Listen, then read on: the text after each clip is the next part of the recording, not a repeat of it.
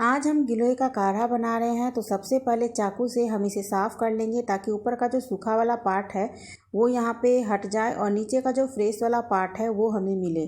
तो गिलोय का जो काढ़ा होता है काफ़ी हेल्दी होता है। बहुत सारी बीमारियों में अगर आप गिलोय का काढ़ा पीते हैं तो वो बहुत ही ज़्यादा फ़ायदेमंद होगा आपके हेल्थ के लिए। तो अगर आप गिलोय की, यहाँ पे मैंने गिलोय की जो आप देख सकते हैं सो डंटियाँ ली हुई हैं।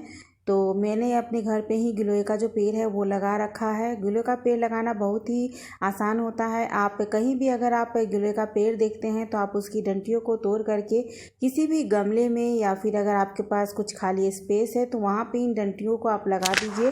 15 से 20 दिन में गिलोय का जो पेड़ है वो आसानी से लग जाता है और उसमें कुछ पत्ते भी आ जाते हैं और धीरे धीरे ये बहुत ही जल्दी ग्रोथ कर लेता है। उसके बाद आप इसकी डंटियों को तोड़ करके इसका काढ़ा बना सकते हैं। और अगर आप काढ़ा नहीं बनाना चाहते हैं तो इन डंटियों को सूखने दीजिए और जब ये अच्छे से सूख जाएंगे तो इसी तरीके से आप छोटे छोटे पीस में करके मिक्सी में चला के इसका पाउडर बना सकते हैं और हल्का सा गुनगुना पानी में इस पाउडर को घोल करके पी सकते हैं। तो ये भी उतना ही हेल्दी होता है जितना कि गिलोय का काढ़ा।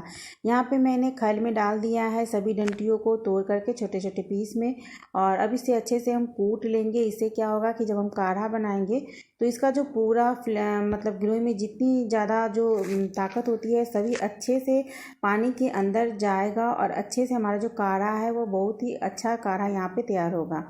तो 2 कप पानी यहाँ पे मैंने लिया है और गैस के फ्लेम को ऑन कर दिया है। पानी को हल्का सा हम उबाल आने देंगे।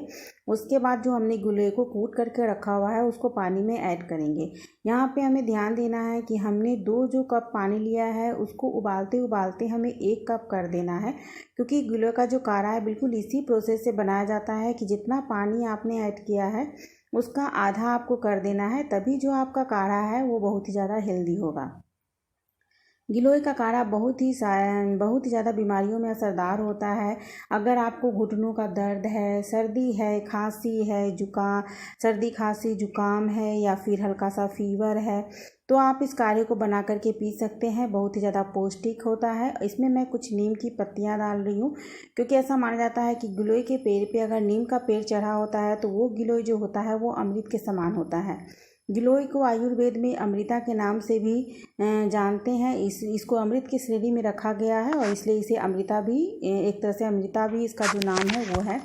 तो इसलिए बोला जाता है कि अगर गिलोय के पेड़ पे नीम का पेड़ चढ़ा हो तो वो गिलोय और भी ज़्यादा फ़ायदेमंद और बहुत ही ज़्यादा पावरफुल हो जाता है। तो इसलिए यहाँ पे मैंने कुछ नीम की पत्तियों को ऐड किया है अपने काढ़े में। काफ़ी ये थोड़ा सा कड़वा ज़्यादा हो जाता है लेकिन ये बहुत ही ज़्यादा हेल्दी होता है और ऐसा नहीं है कि आपको एक ही बार में पी जाना है। अगर आपकी हैबिट नहीं है, जिनकी हैबिट होती है वो तो एक ही बार में 1 कप पी जाते हैं आसानी से, लेकिन जिनकी हैबिट नहीं है वो इस काढ़े को 2 या 3 बार में पी सकते हैं।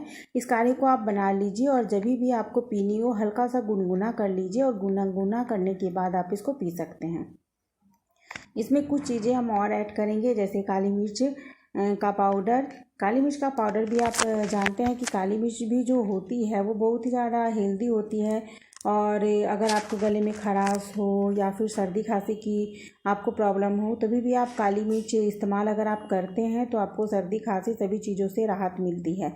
तो कुछ चीज़ें गिलोय में अगर आप मिक्स कर देते हैं, मिला देते हैं तो गिलोय का जो काढ़ा है आपका बहुत ज़्यादा हेल्दी बनेगा। और ये देखिए हमारा जो गिलोय है वो यहाँ पे आधा हो चुका है तो इसको हम छान लेंगे। गिलोय का काढ़ा आपको हमेशा गरम गरम ही पीना है। आप कोशिश कीजिए कि गिलोय का काढ़ा आप हमेशा गर्म पीजिए। अगर ठंडा हो जाता है तो उसको हल्का सा गर्म करके ही पीजिए, तभी ये फ़ायदा पहुंचाता है। गिलोय का काढ़ा जो होता है कि कैंसर जैसी बीमारियों को भी ख़त्म कर देता है। तो हमारा काढ़ा तैयार है।